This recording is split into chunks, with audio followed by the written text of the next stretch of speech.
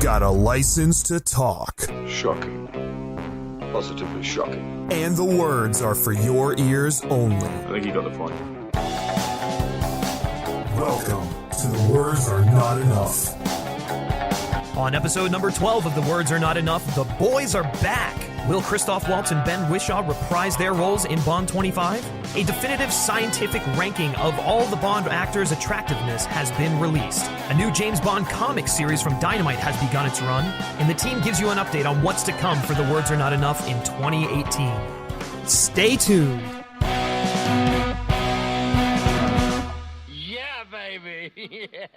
Well, hey everyone, and happy 2018. I know that sounds a little weird. We're in the month of February. It's been 2018 for a little while now, but welcome to The Words Are Not Enough. I am Griffin, 008 Schiller. I am Brody, 005 Cervelli. I mean, holy hell in a handbasket. Like, this is crazy. Yeah, what a comeback, seriously. The comeback of the year. My gosh.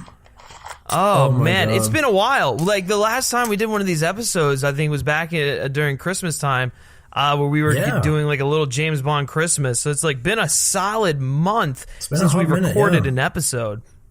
Yeah, I mean, not that we haven't like discussed it at length over that time. It was just sort of like more like restructuring and that sort of thing.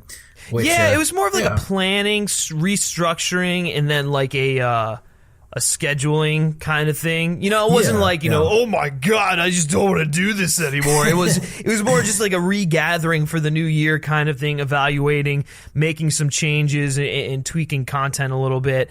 But it's cool, you know, it feels nice to finally be, I feel at home. It's like jumping back into some old well-worn pants that are just like... Yes, dude, those jeans, those good old jeans that whenever they fit, you don't want to get another pair. Exactly, yeah, that's the jeans are not enough. God, here's the funny thing. I swear to God, every single time we're having some sort of conversation, something comes up, and one of us is always just like, the blank is not enough. Whatever is like. There's always like an applicable statement where we could just use the whatever is not enough. It is just, I don't know, maybe we are entirely into our own podcast name, but I feel like the possibilities for use in just other instances are endless. It's very malleable. Like it's, and then I don't think it makes any sense to literally anyone else, but it's definitely it doesn't. It's just like, it's just a thing that we know and we just do, and that's just the way it is. The world can get over it. Oh, jeez. Is the world... I was trying to think of a way to make that, because you said the world. I know what you were going for. You were trying to find a way to go. Is the world not enough? Double puns! Oh my God, Jesus, this is insane. Insane. Anyways, but how are you doing? How's your week been? How's your January been? You want to fill in the good folks? Yeah, no, it's been all right. It's been like kind of surreal, like last semester kind of stuff. So it's kind of I mean, you know what I'm talking about, Griffin. But oh, dude, I know, I've been there. Yeah, so it's kind of interesting. It's not as, I mean, it's stressful, but it's been more like time management stressful. If it Dude, makes I'll any tell sense. you what, the stress is definitely enough. You don't need any more stress. That's the thing. Yeah. I'm looking forward to. That's the other thing. I'll have a lot more time for these creative endeavors when I'm done. So that'll be nice. I know. It's basically him just like, he's doing the marathon. He's almost at the finish line, but he's got like a solid couple of miles left. Mm-hmm. Like maybe like a solid 5K left. Absolutely, yeah. And then it's the because I like doing the podcast and all that. I've sort of like set up my own little hurdles that I've got to clear now. Because it's beautiful. He's made his own milestones so that he can entertain you and talk Bond. Isn't that lovely? Isn't that? Yeah, I'm a real martyr. I'm a real hero. You are the champion that we all don't deserve, but are so lucky to have. Oh, I'm touched. How about you, Griffin, though? What have you been up to?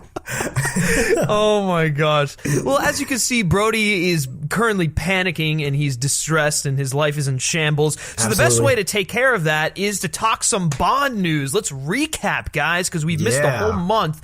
And while there hasn't been as much news as we've kind of wanted there to be. We didn't get our promised announcement that was coming at the No, beginning of and January. we will address that later on because that's a load of BS, Babs. Come on, what are you doing? It's more like anyways. a load of BB for Oh broccoli. my Whoa. God. The acronyms. The acronyms are not enough. Okay, It's I'm unstoppable done. now.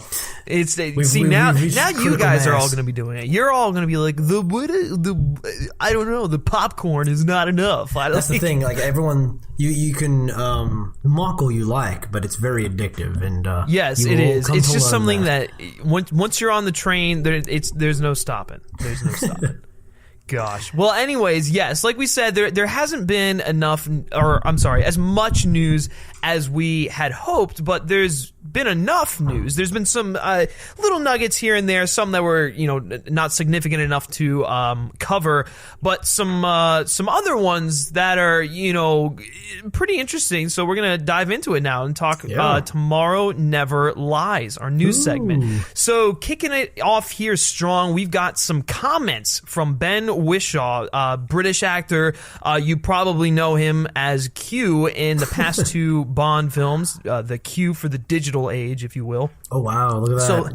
So, all right, I know. Read that straight the off modern of like MGM memo. It was like it's like on his character poster for the next movie. It's like they have him in a pose, like whatever is going on in the background, the movie title, and then it's like Q for the digital age. Like they'll be riffing off of like his dialogue in Skyfall. So he'll be like launching a drone strike from his in his pajamas, and it'll. Which, you know what? I want to see that happen. I want to see them actually take what he has said and put it to use. Absolutely. I want to see him. I want to see him make an exploding pen just because he said he wouldn't. Exactly. A little Easter egg there. Anyways, who knows? We may actually see him spring into more action. So, in a recent interview with BBC discussing his return to Shakespearean theater in the role of Marcus Brutus in Julius Caesar, Ben Whishaw shed some light on whether or not he would be returning for Daniel Craig's final outing as James Bond. He emphasized he knows nothing about the next film and can't even be sure he'll be in it, but he enjoyed stretching his muscles in Spectre in a way Q hadn't before, which is kind of what we were alluding to. Q actually, went into the field. He did some stuff. Who knows? But which he's done before, but yeah, it was definitely a little but in more a different extensive. kind of way. Yeah. Anyways, Whishaw said the following: "I'm secretly hoping that I'll get to do more action in the next one. I'd like to be a little bit more involved. It would be wonderful. But we'll see. Like everything to do with James Bond, it's all a mystery at the moment." So it would seem odd for Whishaw not to reprise his role in 25, and seeing as the only announcement surrounding the project that has been made is Craig's return and the release date, there's no reason yet to doubt that young Q's return is still, ahead of us. But, who knows? There is still like a slight chance that he may not reprise the role. But anyways, Brody, I'm going to throw it to you. What do you make of Wishaw's comments, and do you think we'll see him back for 25? Absolutely. There's not even like a question in my mind. I think... it wouldn't be weird. They've done it. I think I'm trying to think of it. I know Live and Let Die. He wasn't in that, but I think that's the only one that Q was not in. And I think not including Quantum of Solace and Casino Royale as well. But right. So it wouldn't be unprecedented to have him not come back. I don't think they're going to recast him, even if he doesn't come back. It just means it'll be the Q's in the story. And then that meaning Ben Whishaw will be in it, or Q is not in the story, therefore they will not have Ben Whishaw. I don't think they're going to recast him or anything. That would just be beyond pointless. But yeah, it would kind of be like you've already established a more modern Q. Yeah, people seem to like him. He's got a nice rapport with Craig. Like, why would you recast that? Just, Exactly. Yeah. So I definitely don't see that being an issue. He probably will be back. Just I don't know if he'll have the same extensive role that he did in like the previous two, especially in Spectre.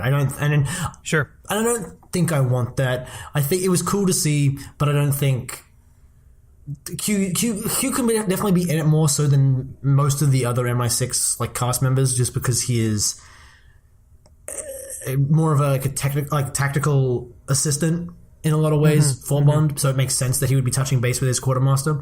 But it's not like I don't want to see him like doing actiony stuff like he's sort of suggesting he wants to do.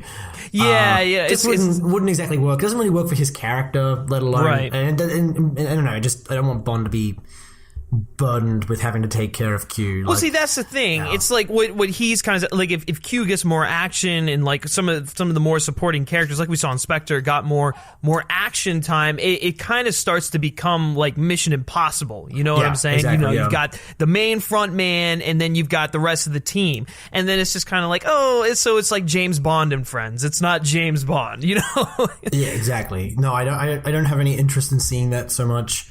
No, he doesn't need to throw exploding pens at people. Right. Not that I would complain if he did have like an extended role, I guess, but it's just not something I'm keen on seeing if I had the choice. So yeah, no, absolutely. I think the perfect use of him was how they used him in Skyfall. I thought it was a great way to show off his talents, his abilities, and give us that classic quartermaster, back and forth between the two of them. But then he also had some nice like little moments where he hacked into something and Silva escaped and stuff like that. So seeing him in that kind of a light, I'm totally cool with. But yeah. I can't see them really diving back in. Well, maybe they would. I don't know. I can't see him really being as prominent in the field again like he was in Spectre, nor do I really need to see that. Like you said, let's keep the focus on Bond. He's nice as a side character. I like when they use him just as like a quick, here's the gadgets you're going to need for your mission. Now do this in this. And maybe throw in a few extra scenes here and there, get some nice dialogue going between the two of them. But that's all that Q is there for. He's nice comedic relief. He's a nice side character that we can always rely on. And like he seems like he's kind of like a friend to Bond, if you will, but in a different kind of way, I guess. I think we could possibly, if they do, and I really hope that they at least, even if they're not going to finish the Blofeld thing and all that, which we'll talk about that in a bit, but right, yes. Even if they don't end up finishing that story thread, which would be a big mistake, I feel, but if they don't, I still think they should resolve the way the last one ended, where he like left. So he should come back, and I think it'd be that's a good, like him coming back to MI6 after being away, and not in like the same way that he did when he came back in like Skyfall. This is like him willingly coming back for some whatever reason. It'd be cool. Like, there's a good excuse to have some little scenes with Q and with like Moneypenny and Tanner. Like, just have them there. This would be like sort of acknowledging that he's gone and welcoming him back and all that sort of thing. But anything more than like sort of, I don't know. Again, it's another thing. It could work. Is the thing. It could work if they have like the right script, but I just don't see the point in doing it. Dude, it's all about the script, and since we know literally nothing about the script, we're only here to speculate.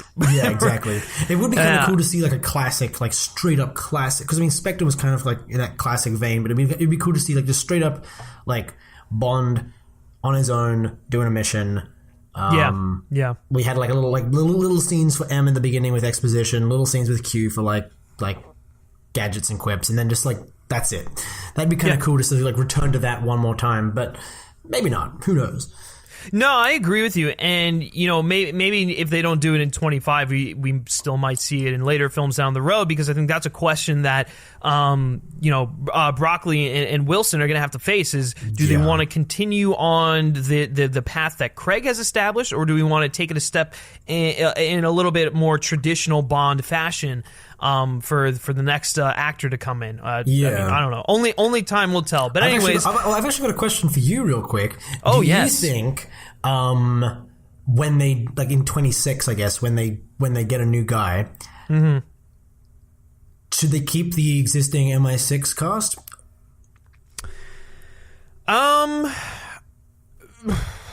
I feel like it doesn't matter either way. I would be okay with it because I actually really like Ralph Fiennes as M. Yeah. I think what's her name? Naomi Harris. Yeah. Thank you. Naomi Harris is terrific as Moneypenny. I mean, she's. I think she might be like my second favorite Moneypenny. For being honest with you, she just owns the role. And she has a really good natural chemistry with Craig, which is good. She does, and that's the thing. Will that translate over into whoever is cast next? I mean, we saw it happen when they recasted Connery. The original MI6 crew carried over with Roger Moore for a little bit. But I mean, as we saw, the chemistry just wasn't as good. It almost felt awkward at times, if you will. So I totally agree. Yeah, there's always that side of it, and that might be the case. But I think that the current crew, they haven't been around for that long, so you might as well just keep them on, and have an established MI6 crew, so that the only rotating person for the next film is the lead actor, and the original MI6 crew can bring on. They have experience behind them. They know how this whole production works. And such like that. And I'm not talking about like MI6 as far as production. I'm talking about like movies. So you've got like the seasoned vets of the series coming in, kind of ushering in the new Bond, making him feel a little bit more comfortable. So I'd totally be cool with them keeping the same crew. Yeah, no, I think I'm in the same boat. I think it's like it's worked in the past, and I think there's no real reason to I feel like just let these guys run their course until they're ready to retire. I agree. Yeah. Because that means you can do, like Ben Whishaw as he gets older can become a different kind of Q with a different kind of relationship. It leaves like interesting arcs open for them. Yeah, that's the thing, because like Desmond Llewellyn had like a different relationship with Connery, because they were both like Desmond Llewellyn was only like maybe a couple years older than Connery back in like Goldfinger, so like it was kind of like co-workers. And then exactly. You get into Roger Moore. Roger Moore was kind of almost the same thing, like similar age, but he was a bit more cheeky with him. And then you get to like Dalton and Brosnan. Well, especially Brosnan, but even License to Kill, I think there's a more of like a paternal relationship. Between, you get that a little bit. Yeah, Bond and Q. So like, and it'd be really cool to see like Ben Wishaw's evolve, because right now he's like the young hotshot, but it's going to come to a point where he's not young anymore. Exactly. And he's going to be older than the guy dude, that that'd be an awesome arc for him. Yeah, and so it'd be really, really cool just to sort of see how his portrayal gets to evolve in the same way that like Desmond Llewellyn's got to. I think, and in M, that's the other thing. M, I don't know. There's no real need to change that. They didn't even change Judi Dench within a reboot. Like it was like. You know what I mean? So right, that was like a huge decision that needed to be made. It's like, if you're going to reboot the franchise, or soft reboot, if you will, are you going to keep the same M? And they did it, and they made it work in the most emotional way possible. Yeah, and I think that definitely worked to their benefit. So I think at the same time, like I don't know, because like I know in like years past, that is like it's always been fine, like just cycling out new Bonds and keeping the same MI6 crew.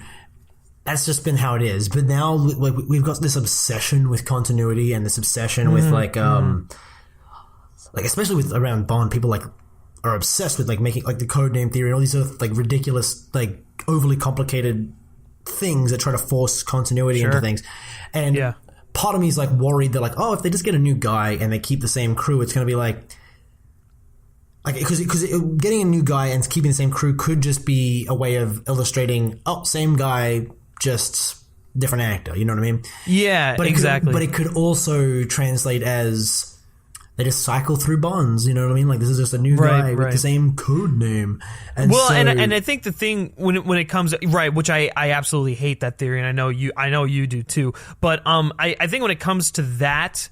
It'll be more of like, you know, up for debate with like the mainstream people who only pay attention to Bond every like several years. But like for the people, like the fans will be like, okay, just new Bond. Like that's just the way it is. Yeah, I just think like I can already like see a listicle article saying like the 7 reasons why the new James Bond is a different person. Like it's like money, and it'll like dissect like a scene from Bond 26. It's like Moneypenny doesn't refer to Skyfall at all. Like different man ? Like oh man, it'll just be awful. So, I mean, that's... Oh, I know. Oh, maybe I've just become too cynical. That's probably what it is. Yeah, it's just...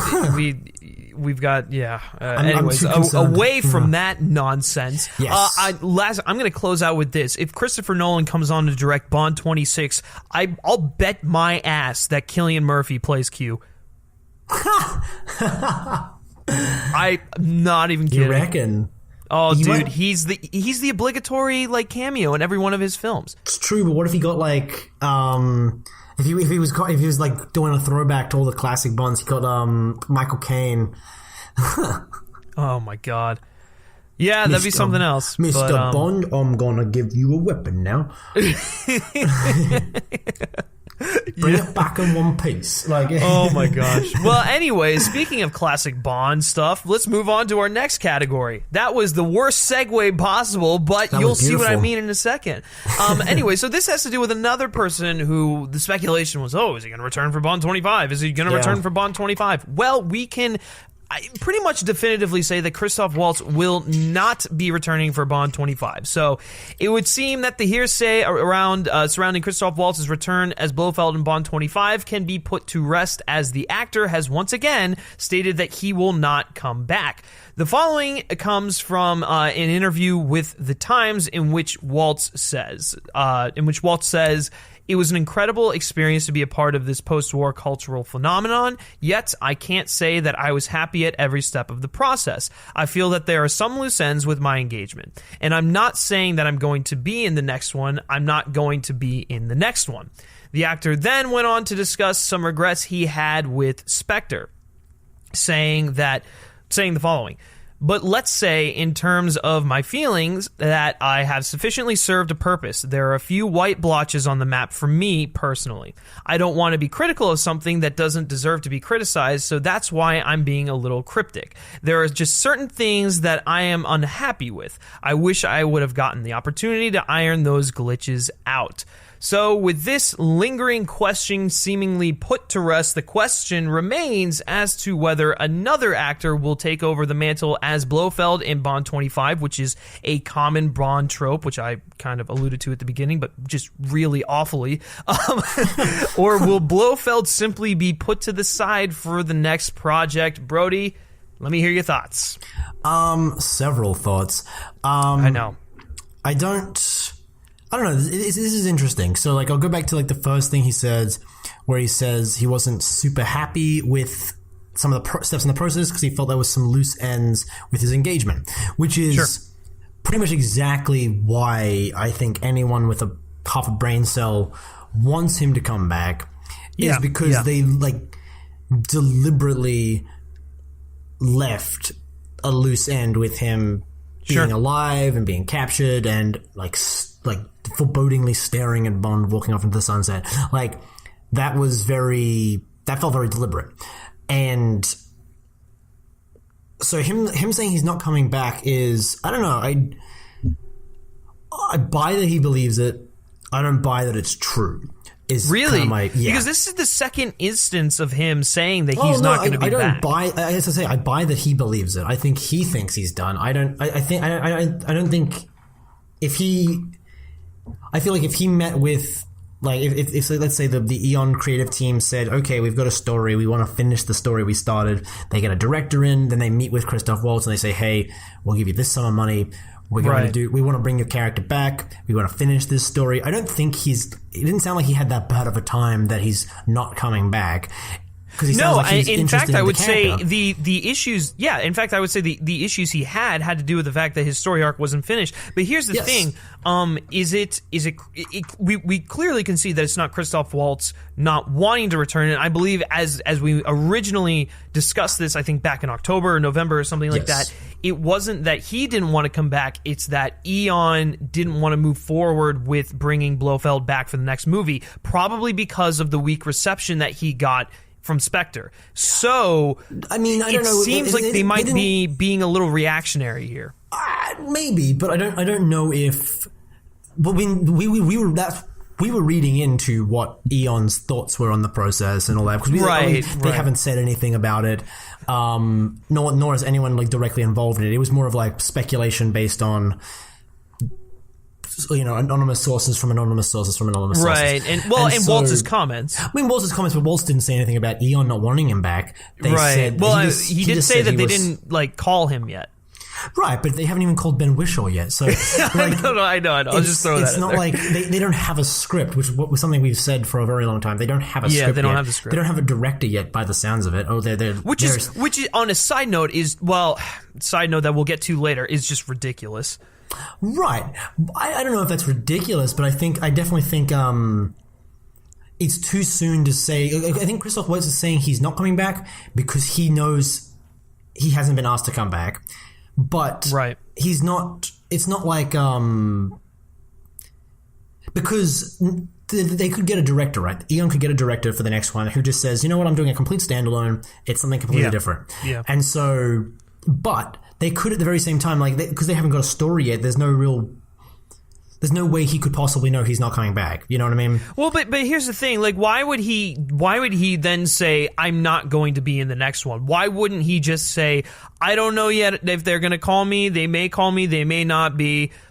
He gave a definitive answer. I mean, it gives him grounds to negotiate. And it also, like, if he says, I'm not coming back unless I want to fix these problems that I saw in like my performance from last time, or maybe he wants more money. So you think he's like saying this for negotiating power?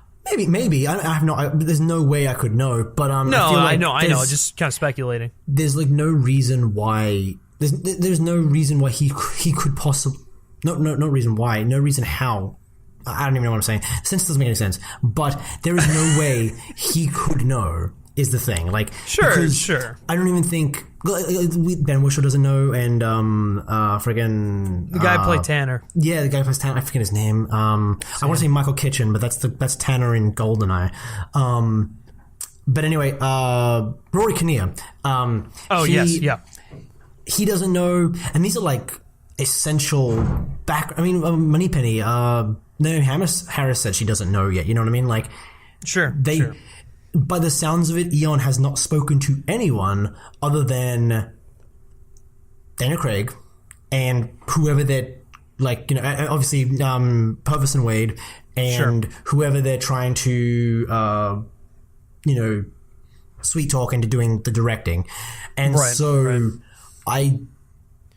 ultimately it'll be the director's decision, but I don't see how Christoph Waltz could possibly know anything. That's the thing. I just don't think he knows, and he's playing it safe by saying, I'm not going to be in the next one, so he doesn't look like... Right, he's kind of just like keeping the tabloids just like closed down at the moment. Yeah, exactly, because that's, I mean, like, if he says, oh, maybe I'm coming back, and he doesn't come back, then he's just basically played into this whole, like, rumor mill, which... But based on like the interviews I've seen with Christoph Waltz, he's just not a big fan of that kind of thing. So I can see why he would want to avoid that kind of rampant speculation, and he kind of wants to stop. He kind of wants people to stop asking about it too. Like, he doesn't want every film he does to be like have like during the press junket to be asked, will you be in it? Well, you've said maybe. Will you be in it? Do you know anything yet? Yeah. So if he just says no, then if he comes back, he comes back. If he doesn't come back, he doesn't come back. And I think that's probably the way I'm interpreting this. I don't think it's anything in any way definitive, only because there's no way he could possibly know yet. But, sure. Well, I think that's a valid point because you bring up the fact that, like, Ben Whishaw doesn't even know. Rory Kinnear doesn't even know. Naomi Harris doesn't even know. I mean, like I mentioned in our first story, literally the only details we know about this project are the release date, the writers, and Daniel Craig. That's it. And the writers could change because, Spectre was being written by John Logan, and then at the end it got rewritten by Purvis and Wade. So exactly. So like there's still room to finagle in there. I think they were trying to get down a story and then, court a director, first of all. Those are the two top priorities. Then we can figure out, does Blofeld fit in the story or stuff like that. But I would say this, if Christoph Waltz does not return, do you think there's a high possibility of them recasting the character and just bringing in another actor? Because we've seen that in many Bond films before. That is not uncommon at all. I think that's a very, very high possibility because they spent a lot of time and a lot of money fighting to get the rights for Spectre and Blofeld back. Yeah. And I don't think they use him for one film and say, you know what, we spent millions of dollars and we're going to put this aside now. The great thing about doing, especially in this like political climate right now, the great thing about having an organization like Spectre in your canon is you can do big plots without implicating anyone's politics. You know what I mean? There's nothing. You could argue that there are like ideological parallels to Spectre in the real world, but you're not going to offend anyone by having Bond punch Spectre goons in the face, and like it's they're like, it's like the Bond version of Nazis. Yeah, exactly. Well, I mean, sometimes Nazis get like people defending them online, so you never know. Spectre is really, really useful because it's like a stand-in for something like ISIS. It's like an independent actor. And so you can do interesting commentary still, which that's been like one of my favorite things about the Daniel Craig movies is they've had like real world commentary going on, but you don't have to offend anyone, which is like really, really good because you want these movies to do well. You don't want to because if you make Bond fight the Russians, like the reason, getting into a little history here of Spectre, not so much in the books, but in the movies, Spectre was a perfect like scapegoat in the film adaptions for the Russians. You know what I mean? So like in a lot of the early... and From Russia with Love, literally the head person they have from Spectre working in there is Kleb, and she is like KGB. Well, that's the thing, like because in the books, right? In Russia with Love, the book, and all of like most of the early Bond books, there's an organization called SMERSH, and that is it's like a branch of the Russian government essentially. So in From Russia with Love, Bond is fighting agents of SMERSH, who are just basically KGB, like Russian Soviet agents. But then when they made the book, when they made the movie, this is like 1963, they were like, oh, well, the Cuban Missile Crisis just happened. Things are pretty tense with Russia. Let's not make a movie where the Russians are the bad guys. Let's just make, like, let's take this idea of Spectre from one of your other books and put it in this, and that can be like our big evil organization, and we can just sort of have them be the stand-in for the Russians. And it's perfect. It's perfect. And I think today, ironically, we've got like a lot of tension with Russia and a lot of tension with like non-state actors. And I think Spectre is is in a position to do the same thing for Bond that it did back in the 60s, where it can be a stand-in for the real world enemies. And so I think it'd be a real mistake to throw that away, especially since they've devoted so much time and money. I think if you can't get Christoph Waltz, recast Blofeld. It's been done before. It'll be fine. It's, as much as I liked Christoph Waltz, and I think his portrayal has potential to be even better in another installment, I don't see the point in completely upending the story they set up at the end of Spectre in order to just because they can't get the actor back. You know what I mean? You might as well I agree. Like, keep the story going, take that, because it's interesting, the story, the direction it's going in, because we've never really seen like this full Blofeld arc done properly before. So don't throw that away just because Christoph Waltz isn't going to come back. You know what I mean? Sure, yeah. I mean, the character is not the actor. The character can live on without the actor. Yes. I mean, James Bond, the main character, is literally, proof of that. yeah, like, exactly. Excuse me. I will say one thing on this just before we close out.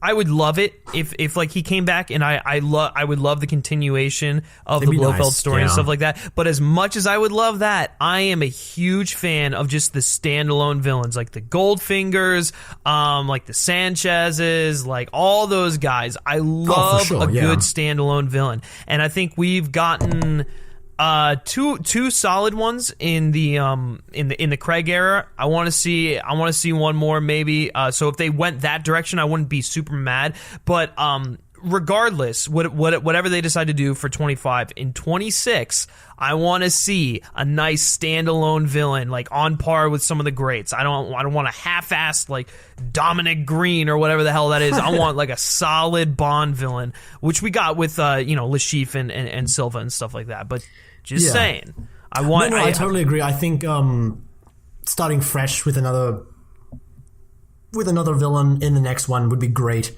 Yeah. But that's the reason I want, because this is Craig's last film. You've spent so much time, like, especially in Spectre, you spent so much time interweaving a lot of the story. Yeah. As great as standalone stories are, don't fuck it up. It'll make Spectre even more frustrating for people if you but just at the same drop time, that. right? You can do something with it. Do something creative. If you have a problem, do something creative with it. Don't just ignore the problem, because that's how you get that. That's really lazy, and that bothers me. Yeah, I agree with you. I agree with you there for the most part. I mean, you want to talk about like another parallel to that. This is like all the people bitched about Justice League and sort of dropping a lot of the issue, like, you know what I mean? Justice League ignored a lot of the issues people had with BVS and just sort of did something different. Yeah. I think you run the risk of doing something like that where you piss people off by just saying like, well, you know what? You were too lazy to write a story that actually fixed the problems that we had with the last story, and so you just did something else. That's kind of shitty. That's a kind of a shame. That's a kind of a depressing note to end Daniel Craig's. Even if the film is great, it's a kind of a depressing note to end Daniel Craig's tenure on like a sort of this la la la la la, like, don't hear you problems, we don't hear criticism. Like, ending on that note would be really kind of a shame. Like, sure, yeah. No, I see where you're coming from. Because like that's one of the things I liked about Spectre is because after Quantum of Solace, they kind of dropped that, and then they did Skyfall, which was a standalone, and that was great. But then I was like, I kind of, as much as there were problems with Quantum, I liked the idea, and they just dropped it. And so, at least in Spectre, they brought Mr. White back, and they tied it all in. It maybe was like not the most. Sometimes it was like a little clunky, but I appreciated that they didn't just ignore the problems that Quantum had. They said, okay, you know what? Those are interesting ideas. We're going to take them, and we're going to follow through on those promises that we set up. And one way or another, even if you didn't like the way it was paid off, at least they went back and acknowledged it. And I feel like you can't afford to do that with the last film Craig's in, because there's not going to be you can't just do Skyfall for the next one, because there's not going to be a Spectre after it to follow through on all the promises in Spectre. You know what I mean? So you have to really just tie it all up, because you want 26 to be with a new actor, just like completely fresh. You don't want to be burdened with having to like sort of like make constant references to the last actor's tenure. I agree. So just wrap it up, make it a cohesive story, since that's what they were aiming for, and then 26 you can go hog wild, do whatever you want. But agree. Yeah, I mean, just commit to what you've already canvas. Just commit to what we have already started doing. Like, I don't know, that just would bother me a lot, because that's what they did with Diamonds Are Forever, and that's what they did with just like it's happened a fair bit where they just we've seen it happen in the franchise before, and it bothers me. Especially we've seen it happen with Blofeld before, which is really fucking annoying. But I know, poor Blofeld. his arch nemesis, and like he has been like just so mistreated. Yeah, I know. Just not treated with the respect that he deserves. Imagine doing like a Sherlock Holmes thing, and just like every time you set up Moriarty, you just botch it. Imagine that. Like, that's what this is. Yeah, like, yeah. No, anyway. There's a validity to that. There is validity to that. Gosh. Anyway. All right. Anyways, let's get away from that. Let's move on to something absolutely ridiculous that took the internet by storm recently. Oh my God. And that is all the Bond actors definitively, scientifically, stupidly ranked based on their attractiveness. So I can't even believe I put this in the notes, but it was trending, so we had to put it in there. Anyways, a new scientific study has analyzed the faces of all the Bonds according to the golden ratio of beauty-fi and revealed the best and worst looking of the entirety of the catalog of Bond actors. So Dr. De Silva, very funny that his last name is Silva. I love it. I absolutely love it. Who runs the Center for Advanced... It's just relentless. Oh my gosh. Anyways, the golden ratio, Mr. Bond, so dull. Oh my gosh, this is just too great. Shit. Anyways, he runs the Center for Advanced Facial Cosmetic and Plastic Surgery. He explains how this study, quote unquote, works. So he goes on to say the following. I know, you're just like chomping at the bit for this. I'm bursting because it's Dr. Silva, and he works for what is essentially the fucking clinic in Cuba from Die Another Day. I know.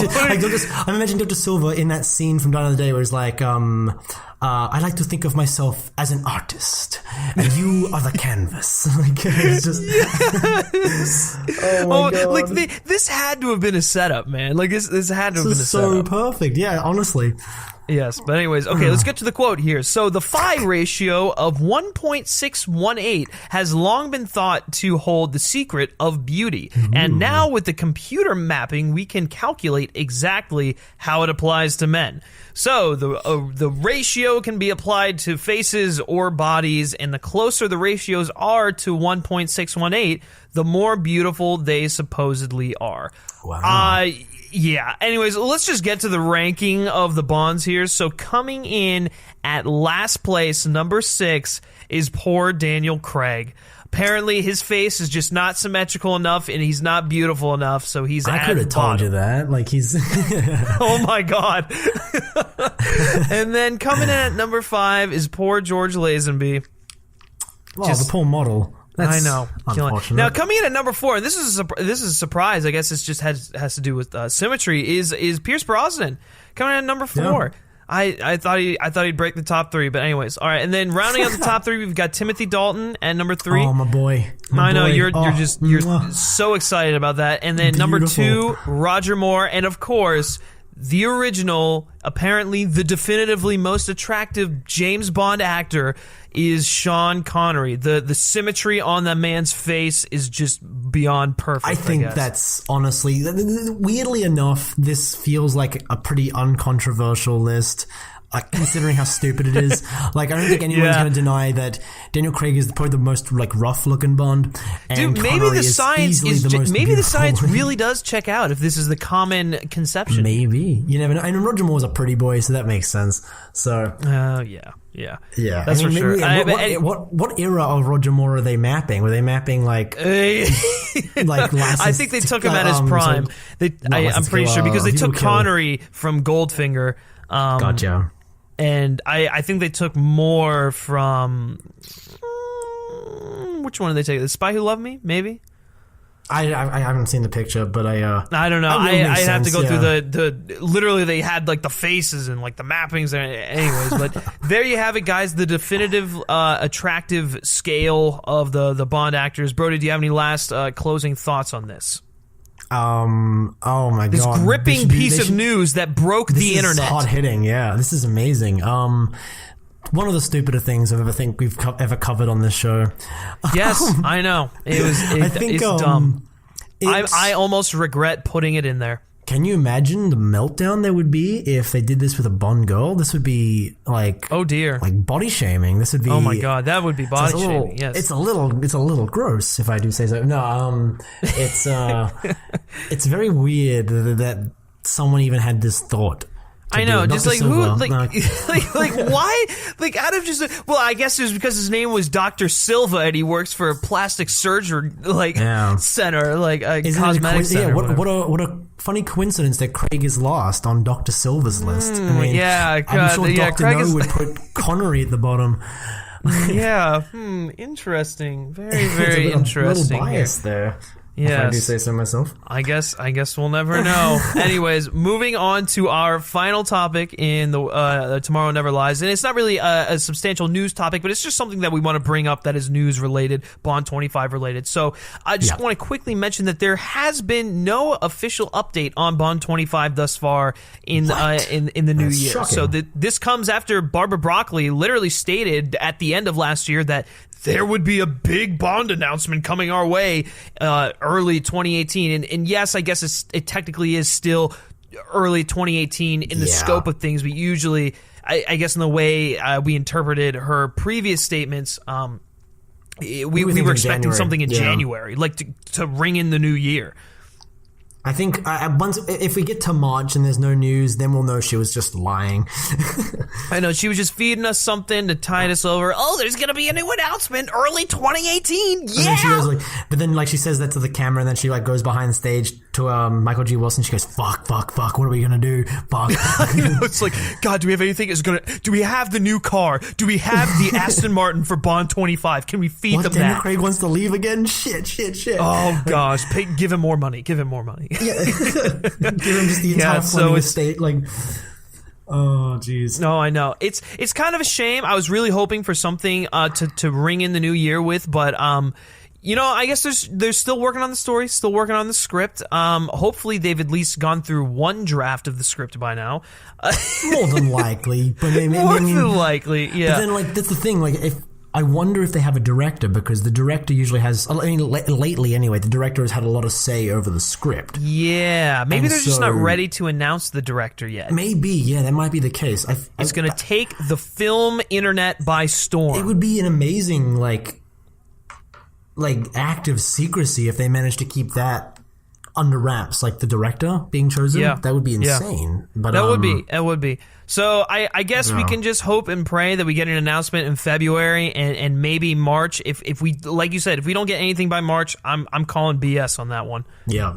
That's oh well. I mean, I don't know. I'm trying to think of like when would be the opportune time to do something. Because like when do they have to start filming? Like you'd have to start filming sometime soon. The movie. Well, they have over a year, so there's plenty of time. Yeah, left. You probably don't have to start filming until like end of summer. Yeah, that would sound about right. I mean, and even then, like they could easily film it in a year, but you want to give some time for post and all that. So yeah, right. It clearly seems like they're taking their time with this thing, which is a good move. Yes, absolutely. And we've said that a million times, but it bears repeating. But sure. Absolutely. Yeah. Well, there you have it. There is Tomorrow Never Lies. Let us know all your thoughts and opinions on the topics we discussed in the comment section below of wherever you're watching. And with that, let's move on to Q Branch. And Q Branch, we've got some delightful stuff here. Brody is going to tell us about some read-in materials for all you Bond fans out there. Yes. Okay. So you might remember like sometime late last year, I did a little. I think it was like on a solo episode that I did. Yeah. I talked a bit about. I mean, we've talked about the Dynamite Entertainment, like. Oh, I know. They've been killing the game over there. They've been doing so well. And then I spoke a bit about Elise Knott.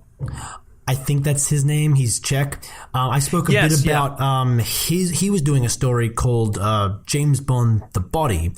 And I spoke a little bit about like what I thought of like the synopsis they had released and all that. But it's now January, and so that has released, and so we've got like some synopsises of like the next couple of issues that we should be expecting like over like February and March, and so I think is it only because I even when I was looking through like the articles on this, is it only a 3-issue arc? Because I thought it was a 6-issue arc. That's what I remember. Okay. Well, regardless, we have the synopsis here for the first 3 issues. Yes. But let's. I guess we could just do the.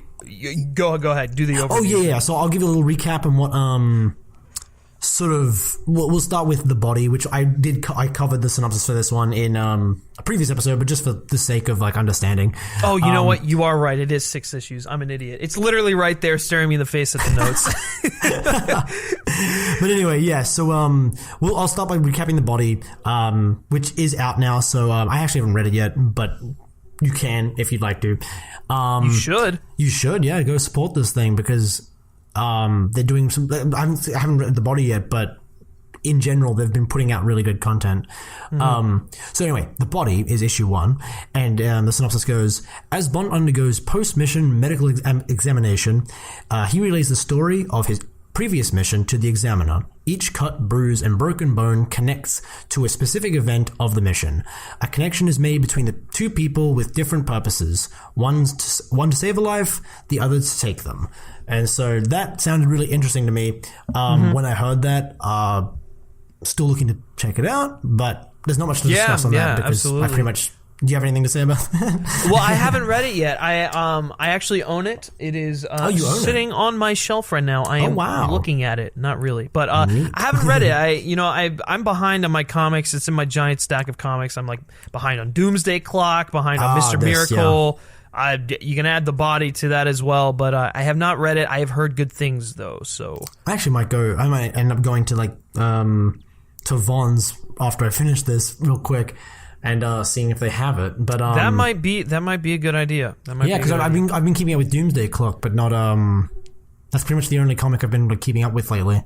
But just haven't had time. But come on, you co-host a Bond talk show. How are you not on top of this shit? I mean, I will get there. I've read other ones, but anyway. So issue 2 is the brain, which you would think is part of the body, but alas, it is not. And in issue 2, which comes out in February, James Bond leads the interrogation of a scientist who allowed a lethal virus to be stolen. This might be spoilers for the first one. Yeah, maybe a little bit. When the investigation takes a surprising turn, Bond begins to question whether he is enough. Oh, the Bond is not enough. The Bond is not enough. Oh my god! Oh wow, that played right into our. Wow, gosh, they just Holy keep playing right into our show name. Seriously. And then issue 3, The Gut. 1 sauna, 20 neo-Nazis, 1 Bond, James Bond. Oh, I get 1 Bond, James Bond. This weapons deal won't go according to plan. That is hands down the best synopsis out of all of them. It's cool, yeah. Dude, that's quick, it's punchy. I'm ready for Bond to like kick some neo-Nazi ass, which is super funny because like I was saying like in the when we were talking about Spectre, I was saying, we're talking about the Nazis, I was saying don't you don't have to make Bond political if you want to avoid doing that, which I still agree. If you don't want to do that, probably a good idea. But then in this comic, Bond is literally punching Nazis, which is great. I guess he's like Captain America, even though he's not American. Captain Britain. Well, they already have one of those. But so that sounds really cool. I'm down to see pretty much where this whole series goes. It sounds more like it sounds. I'll tell you what, man. This stuff sounds really good, and I've loved like the previous installments from the Dynamite stuff, from like the main installments, like the Bond stuff. Because I didn't read the Monty Penny one off. I didn't read the M one off. The Felix letter, like all that stuff. But but the Bond ones have been like fantastic. I have loved them tremendously. Yeah, and then this one looks. Based on like the description of the body, it sounds like each issue is sort of branching off of that original premise, and like as they go along subsequently, they like he sort of introduces this premise of him talking to the examiner essentially, and then each issue focuses on a specific injury and tells you the story about that, and then at the end, I guess in issue 6, it's going to tie it all together. Maybe, I don't know.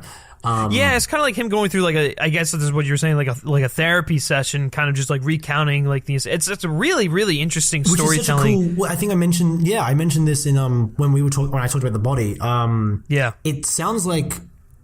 It sounds like a combination of like it's a super Fleming idea. That sounds like something Fleming would write. Yeah, very much so. And then on top of that, it also sounds like a little bit like his short stories as well, in like them being like sort of smaller scale, isolated events, rather than like giant missions like the novels are, obviously. Yeah, it's so cool though. I think that's just so interesting, and I am super keen to see where they take it. Yeah, absolutely. I'm right there with you. So should we move on to the next subject? I think we shall. Wow, what a segue that was. It's very cordial. But so yeah, the next topic, keeping it in this sort of literary sort of I guess lane. We've talked a bit about this before, but Anthony Horowitz has provided some updates on his new book. And so if you're not familiar with Anthony Horowitz, he recently wrote Trigger Mortis, which was the 2015 one, right? Yes, yeah. And so it's kind of they've been doing this sort of thing where they've gone back to the original Fleming continuity and they're adding books to it, because so essentially what happened, like Fleming died after Man with the Golden Gun was written, or like before it was published, and then his friend what's his name, Amos, I forget his name. This is your realm. This is your. I don't remember. Yeah, he wrote Colonel's Son in any case, which was a direct follow-on from Man with the Golden Gun, set in like the 60s. Yeah. And then there've been a bunch of books, but they haven't really been tied into the Fleming continuity. But now that like the Fleming estate has sort of started giving authors license to do that, and so we had like the first book they did in this vein was Sebastian Faulks, who did Devil May Care, which was actually pretty good, and that was set in the 60s as well. There was Solo, which came out a couple of years prior as well, which was also tied into that sort of continuity. And then Trigger Mortis, obviously. And now Anthony Horowitz is doing another one, and it sounds really, really cool. I mean, based on no information whatsoever, but it's just the fact that Anthony Horowitz is writing it. Based on nothing other than the fact that Anthony Horowitz is writing it, it sounds cool. Yeah, and he also wrote, if you're familiar, I know we've talked about this before, but he also wrote like the Alex Rider books, if you read those. Yeah, which are very Bond-inspired. Yeah, exactly. So he's pretty cool. So he basically just said earlier in January, about like the 8th, he tweeted actually a small update about his second book, and the tweet stated, first draft of new Bond definitely finished. Second draft in better shape, which... I mean, he's a writer and he's writing. That's pretty much what it tells right. me. It was just funny because like he showed the picture of like just the shredded pieces of his first draft. He's like, "Yep, that's done. We're not going back there." I didn't see the tweet. I was reading off the notes. Oh, okay, wow! Look at you, all prepared and stuff. Hey, I didn't get the notes until like 15 minutes before. Well, it's okay. But No, so I highly recommend reading Trigger Mortis if you haven't read it. It's really, really cool. It's basically set, I don't know how, very, very shortly after Goldfinger, the book. Oh, Goldfinger. Really? And so Pussy Galore is in the book. Wow. Now, do you mean the character Pussy Galore is in the book, or do you mean that there's Pussy Galore in the book? There is... both. But of course, mostly the former. But and it's actually pretty cool because for the opening chapter, what Horowitz did was he took, so Ian Fleming had written like a spec script for a TV show that never ended up getting made, which was about like this Formula One racer and like a murder mystery surrounding this Formula One racer. And so Horowitz took that premise and he put it, along with like Fleming's dialogue and all that, into the first opening chapter of this book. So it's actually like partially indirectly partially written by Ian Fleming, which is really, really cool. And it's so cool that all these authors are like mining other like Fleming material for like, because he had notes and like he'd written stuff that he was basically like the Tolkien of like spy novels. Yeah, so he's got a bunch of stuff that's pretty cool. It's cool that they're going to that well and sort of mining it. That was a bad metaphor, but it is cool that there's some Fleming influence, and I'll be interested to see if there's any Fleming influence in this next book. Sure, yeah. Well, I mean, I haven't read Trigger Mortis, actually, so after giving me that synopsis, I'm very keen to check it out. The last one I read, I think, was Carte Blanche by Jeffrey Deaver. Yes, yeah. And that one was like, that one wasn't exactly in the continuity. That was sort of another random book. But it was like a one-off, right? Yeah. Whereas like the Solo and Devil May Care and Trigger Mortis have all been in the Fleming continuity, so like set in the 50s and 60s, which again is such a cool idea. I just love that so much. Yeah, same. I'm with you. But yeah, so that's go check them out. Go read a book. Go read a fucking book. Yeah, no, like in the least condescending way I could possibly say it. Go read it because very cool. I don't read much, but I will read that. There you go. Hey, you can read that, and I can go read. I can go buy and then read The Body. And that's not even. Come on, one issue is like. Hey, if you had read Trigger Mortis already, this wouldn't be a problem. All right, probably. Yeah. Well, whatever. Fine. Well, anyway, there's a lot of story I have no like comment to make on, so I'm going to leave you to sort of talk about it. But we talked a bit about this in a previous episode, but there is a new James Bond Funko Pop, and it's Sean Connery, and he's in an Aston Martin, and he's looking dapper.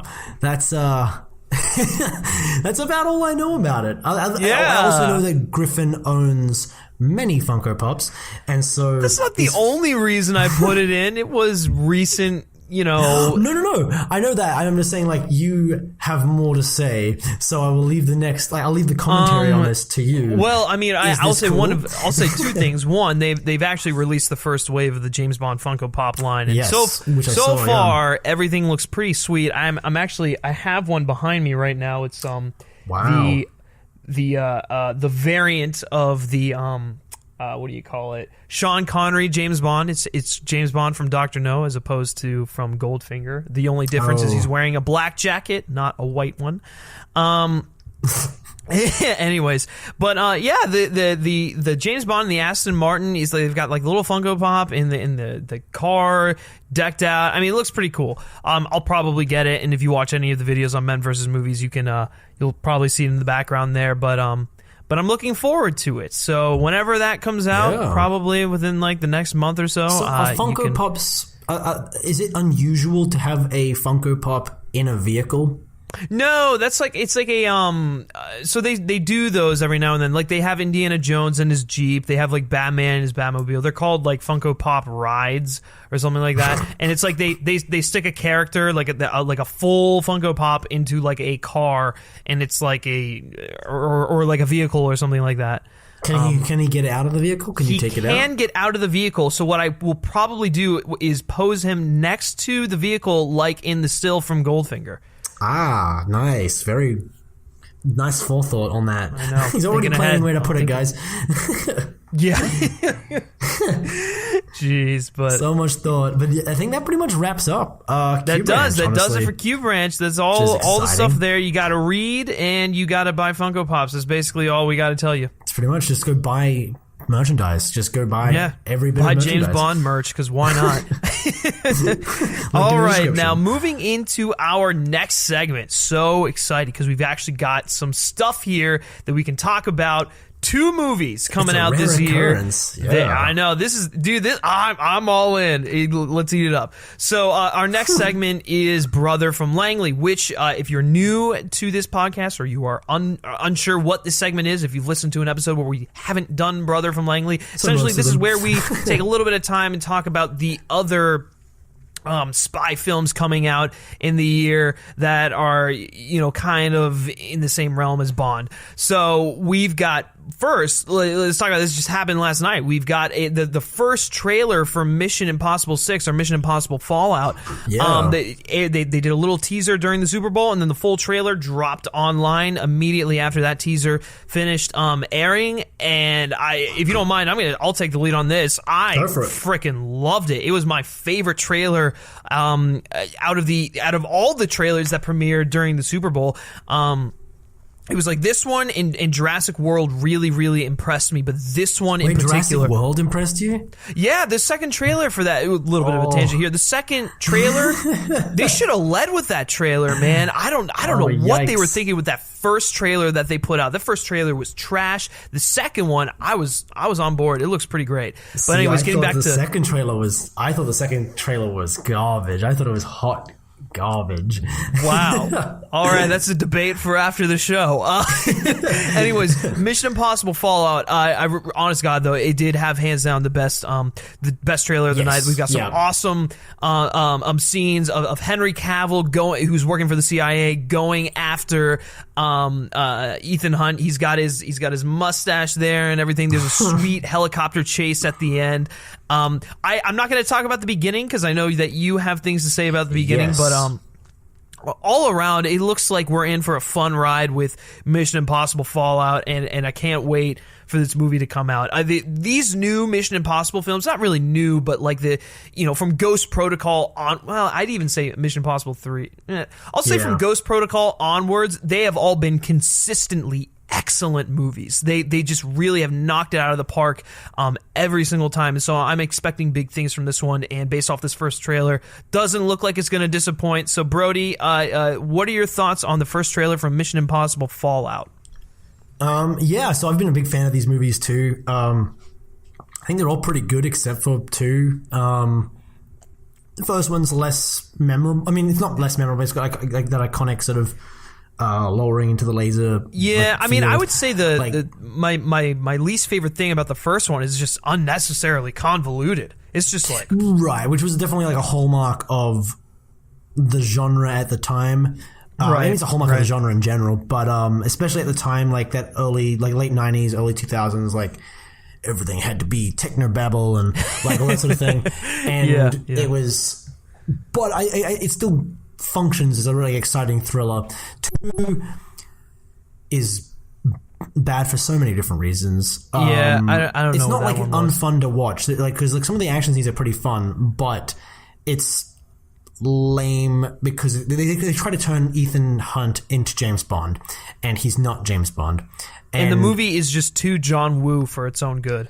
Well, but also I feel like if you'd done a John Woo movie, but like because they basically got rid of the whole team dynamic, and they said, oh, Ethan Hunt is like an adrenaline junkie, and he lives. Yeah, right. It was so weird, and it was like that's not what Mission Impossible is. That's what James Bond is, and. So that kind of failed, but then 3 went back to form, and 3 was great, excellent, so good. 3 is so good. Underrated because everyone like touts Ghost Protocol, but it's like 3 was fantastic. Yeah, 3 is where the turning point was. Yes, and truthfully. Then Ghost Protocol obviously is fantastic, probably my favorite so far.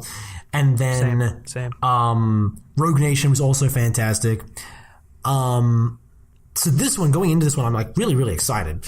And I'm going to see it regardless. But so there's moving to the trailer. The first 30 seconds of the trailer were so bizarre. And like it was almost a little off-putting at first, but the rest of the trailer is phenomenal. So I'm all good with it. Right. But that first 30 seconds where like, and this is how I describe it to you. It's like someone was doing not a parody, but like an imitation of the Spectre trailer. Yeah, and I got a little bit of Quantum vibes in there too. And there's a little bit of Quantum as well. Yeah, it's like that sort of... but especially, it gave me Spectre vibes because it was sort of like questioning Ethan Hunt's place in like because that's kind of Skyfall as well, but like it was like questioning it. Can you like your institutions and like all this stuff like... And it was like, that's a little not... Mission Impossible. That's a little weird. And it wasn't so much that like that franchise can't touch that sort of thing. It's just that it felt so deliberately like it was aping like that dialogue between Mr. White and Bond in both Quantum and in Spectre, where like the bad guy is like being very aloof and sort of indirect and making these broad general statements to get under the hero's skin and like question their place in the world and all that sort of thing. And it had all these like moody shots of like it had that one moody shot of like Ethan Hunt pushing through the door, and it reminded me of Bond entering Mr. White's cabin in the snow. And, yeah, that's it was right. Just like, it's like, this is so weird how like it's not bad, but it's so weird how much this looks like Spectre. Yeah, it was. Then, I definitely got those vibes, and like I said, like the whole Quantum thing with Mr. White being captured, the villain from the previous movie is coming back to like say, and then like everything is not what you think. We have people everywhere. Like exactly, yeah, and it had like it just had this really strange sort of I don't know, it was very odd. And then the rest of the trailer kicked in, and I was like, okay, this is the fun like spy action that I was expecting out of Mission Impossible. Again, I don't mind if the movie ends up being more cerebral or whatever. It'd be different and weird, but it wouldn't be unwelcomed. Sure, it's just the way the trailer was put together was so strangely reminiscent of Spectre that it took me out for a bit. But then so like Henry Cavill looks fantastic. Dude, I am so excited for him. Oh my gosh. He just looks great. I love that all the other cast members from Rogue Nation and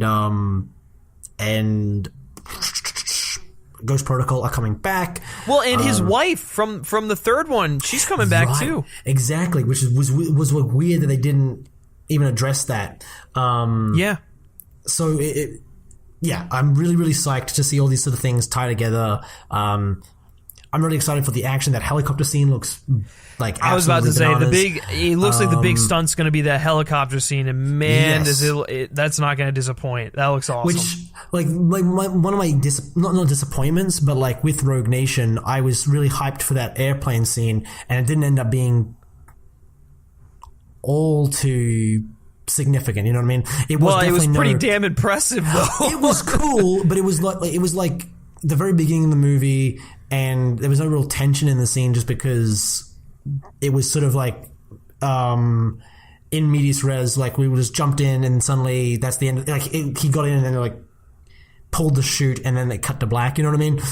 Which was effective for the story, but it wasn't like, it definitely didn't rival like that Dubai Tower scene. Oh my god, no, the Dubai Tower scene, that's the best was like one. Just a masterclass in suspense and action, and like it's just thrilling. So, like, Rogue Nation definitely had plenty of thrilling moments, like the opera scene's fantastic. And the motorcycle chase. The motorcycle chase. Like, again, it's got plenty of great action. But the big set piece didn't quite rival the big set piece in Ghost Protocol. And it looks like this helicopter scene is going to be the big set piece. I'm like, hell yeah, let's do it. Yeah, so I'm all in. All in, man. I'm all in. I'm really, really excited for these movies. It definitely... Again, like I was talking to you about this, they don't like quite. They never quite feel like James Bond movies, which is good because they should be their own thing. But they definitely fill that void in my life of needing like spy action movies. I completely agree. And I mean, Tom Cruise is he's phenomenal. So he's fucking insane. So it's dude, he's great. If it wasn't for the Scientology thing, sorry if you're a Scientologist and listening to this, but if it wasn't for the Scientology thing, not allowed on the internet, so it's all good. Yeah. There we go.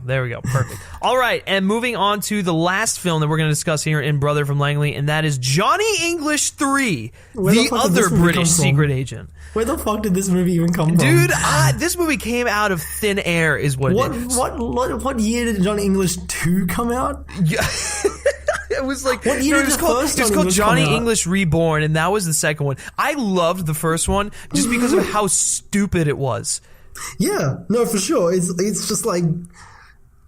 It's absolute nonsense. Well, it's just randomness. It's like, I remember when the second one came out and I'm like, what the hell? You're making a sequel to a movie that's like over like like 5 years old. This like feels just like way weird. And now so it's strange. like it's been another probably 5 years or so since Reborn came out, and we have a release date and a synopsis. So this movie is actually coming out this year, September 20th, 2018 in the United States, and sometime in October for the UK. What the fuck? I know. Ridiculous. And anyways, so the synopsis is as follows. Disaster strikes when a criminal mastermind reveals the identities of all active undercover agents in Britain. The Secret Service can now rely on only one man, Johnny English. Currently teaching at a minor prep school, Johnny springs back into action to find the mysterious hacker. For this mission to succeed, he'll need all of his skills, what few he has, as the man with yesterday's analog methods faces off against tomorrow's digital technology. I'm sorry, is this They're making Skyfall? They're making Skyfall with Johnny English. God. What the fuck is like? What is life? What is life? This is too funny. I can't. I really hope that Javier Bardem has a cameo. Oh my god! Imagine if this movie is set in the Bond universe, and this is just like the Johnny English movies. This is the other side of MI6 that you don't want to see. And M were like fuffing around with like all their personal drama. Yeah. Johnny English was dealing with that whole like subplot with the secret agents. Holy shit, that is so funny. Like, it's gold. Especially when they mentioned yesterday's analog methods. Like, this is literally Skyfall. It is literally so Skyfall. Funny. Well, here's the crowning jewel on this entire thing. Former Bond girl Olga Kurylenko is gonna co-star in it. Oh, I hope she's Camille. If her name is Camille, her name better be Camille. It has to be. My fucking mind. This is so funny. This is, oh my gosh, I love it. I'm purely into this idea just because of how like directly of a spoof of Skyfall it sounds like. Yeah, same. And the thing, I didn't love the second one. I remember seeing it ages ago, so maybe I need to watch it again. I never saw the second one because I was just like, why? Yeah, it was very. I saw it just because I love spy movies. Sure. And that was just like, I was like, well, sure, why not? It's been a while since we've seen. Because I think it came out between Quantum and Skyfall. Yeah. So it was in that like lull where there hadn't been a Bond film in forever. I was like, yeah, sure. I guarantee this movie's coming out because of like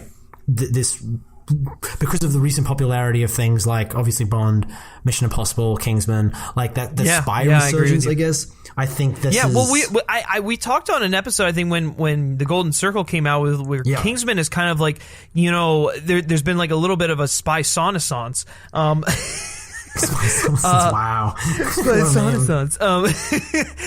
You know, like we got stuff like Kingsman, like Mission Impossible is like kicking it into full gear. You know, Bond is still alive and well, thriving. We've got stuff like Atomic Blonde, like these little indie stuff like Jason Bourne. Like the spy genre is really just like becoming more and more popular. I think the reason this Johnny English movie is getting made is because Kingsman and like John Wick proved you can do a spy movie like an assassin movie, you know, like that sort of thing, like that sort of like like speculative fiction espionage thing. Yeah, you can do that with like a non-established property, and it can still be successful. There's like there is enough of a because like Mission Impossible obviously is going to do pretty well because it's an established brand. James Bond is the most established brand in the genre. Jason Bourne did actually pretty badly considering it's an established brand. Yeah, when it first came out, yeah. Like that new one, the Jason Bourne, like that one. You're referring to that one. Well, I was like, and actually, maybe I'm wrong in my assumption, but I don't know how well did the Bourne Identity do when it first came out. Was it kind of like middle of the road numbers? I mean, it did all right, but I mean, it became a cultural phenomenon. Those three Bond movies became like a big deal, right? But the thing was that the novels though had been around for a while. Yeah, it's true, but I mean, like that, I wouldn't say. I'm not even counting. I'm talking about like right now. I'm not okay, even you're just like okay, yeah, I got you. Because that's like 2003 or 4, whatever. Like that was ages ago. Yeah. But no, with this, I'm sort of like more thinking of just like in the last 4 years at the max. Yeah. There's just been like, other than Jason Bourne, which is like a weird exception, there's been like this hunger demonstrated by the audience for these kinds of movies. And that's why I think they're making Johnny English, because they're like, oh yeah, people actually kind of like this genre still. Let's just dust off this old like gem. And yeah, man, I don't even know. I can't. I wouldn't be surprised if like someone at whatever studio has Austin Powers' rights is like dusting off old scripts and like thinking about it. Man, I hope so. I really want to. I want Mike Myers to do something like where he's the lead. Again, he's so funny, and I've been dying for an Austin Powers 4 for like ever. you got to bring it back. You got to have Scott Powers like he was. You got to have Mojo, baby. Yeah. Oh my god. You got to have like you can bring back Seth Green, and he can be the bad guy this time, and that'd be really funny. Actually, I'd be down. I'd see it. I just slap on, just put Austin Powers in theaters, and I'll go see it. Like I mean, and Beyonce's already in that universe. You make her do a song for it, and it breaks the top like 100 on the charts just because. Now you're already making money back. Yeah. Yeah. So I mean, like that's a surefire hit. Come on. Yeah. Whoever owns the rights, I think Miramax owned the rights, which is Harvey Weinstein's company. So. Oh, yikes. So maybe there won't be another one. But actually, I think it was New Line. Oh, okay. They may. I don't know. Yeah. It was New Line. Right? Yeah. So that's Warner Brothers. Good. I don't have no idea, but it doesn't really matter. This Johnny English movie sounds fantastic. Purely based on that, it could be trash, but I mean, it'll be enjoyable trash. Yeah, it'll be enjoyable trash that we'll be able to talk about. Yeah. For sure. Yeah. For sure. And with that will do it for Brother from Langley this week. Woo-hoo. Got some nice announcements and trailers, so super stoked on that. Now, usually from here we go into Shaken But Heard, which is where we have our discussion segment based on, whatever topic we came up with for the week to discuss. But we don't really have a topic to discuss, not because we plumb forgot. Well, it wasn't even that. Not because we didn't forget or we didn't think of anything. We just wanted to take some time to let you know what our plans were for 2018. So this is going to be a little bit of a shorter episode. So if you're a fan of Shaken But Heard, I'm sorry. It'll be back next time. So essentially what our plans are for 2018, and we've kind of got a calendar planned out, is every month we want to have a regular episode like what you're listening to right now, where we discuss Bond news, Q Branch, Brother from Langley, all that stuff, and then we do our little discussion segment. We're going to have one of those maybe once or twice a month, and then when you don't get one of those, we are going to be doing a discussion based around one of the 24 Bond films, because our goal is to discuss each Bond film leading up to the release of Bond 25, and we've counted it out. We there will be we will, by the time Bond 25 comes up, that we'll have covered all of them. So like there's like each month, there's enough months so that I can't even say words, so that by the time Bond 25 comes out, we'll have reviewed all the films. So you can look out for one of those each month, and we're going to be kicking that one off strong because in the month of February, we are going to be doing a Die Another Day discussion. So excited. That will ideally be released Tuesday the 27th. But the way we have this whole thing planned is we're changing up the release date. So the release date, we would usually aim for Thursday or Friday, sometimes the weekends and stuff like that. We didn't really have a set in stone release date. This time around, new year, new us, so we decided to be a little bit more organized, and every other Tuesday, you can expect an episode from this podcast. So tomorrow or today, whenever you're listening, we're recording this on Monday, so tomorrow is Tuesday the 6th. We will be releasing our first episode of the new year, this episode, and then the next episode we will be recording and getting stuff ready for that, and then the following week, or I'm sorry, not the 27th, the 20th, you will get our Die Another Day discussion, which we are very jazzed about. It's going to be awesome. Yeah. And so we can actually give you the next couple movies we're going to be discussing. So February, we're going to be discussing Die Another Day. March, we're going to be doing GoldenEye, because why not? And I believe that's all we have so far. Am I wrong? Yeah, we were going to sort of like to give you a little like peek behind the curtain. We sort of decided we're going to like take it every couple of we'll plan the next 2-3 months ahead, and then based on like what's going on in the world, what's going on in general. If something related to a Bond film happens, we can then talk about a Bond film that is somewhat relevant. Like say, I don't know, Paul McCartney dies, we do Live and Let Die or something. You know what I mean? Like, God forbid. God forbid, right. I mean, we've already done Live and Let Die, but... Yes, that was actually a really awful example. Right. But like just to give you like context, we want to keep them as relevant as possible, and we also don't want to do, like, we don't want to backload it with bad films. Like, we didn't want to... We discussed this when we were talking about doing Die Another Day. We were like, we don't want to do Diamonds Are Forever next, because then you've done two of the worst at the very beginning. And those are kind of the fun ones to listen to. It's kind of fun to like talk about some of the more controversial ones anyway. Actually, I think we ended up doing GoldenEye in March because of St. Paddy's Day, right? Yeah, because gold and Irish leprechauns. Pierce, right? Because of what? Because of Pierce. He's Irish. Oh, yeah. Oh, wow. I totally interpreted that the wrong way. Yes, because Pierce Brosnan is Irish. That's exactly right. You're 100% correct. So it's like, wow, because of gold. I mean, that makes sense. I mean, we have so many options if that was the reason, because there were so many different I know. gold. Actually, you know what would be more fitting if that was the case would be Goldfinger. I mean, you never know.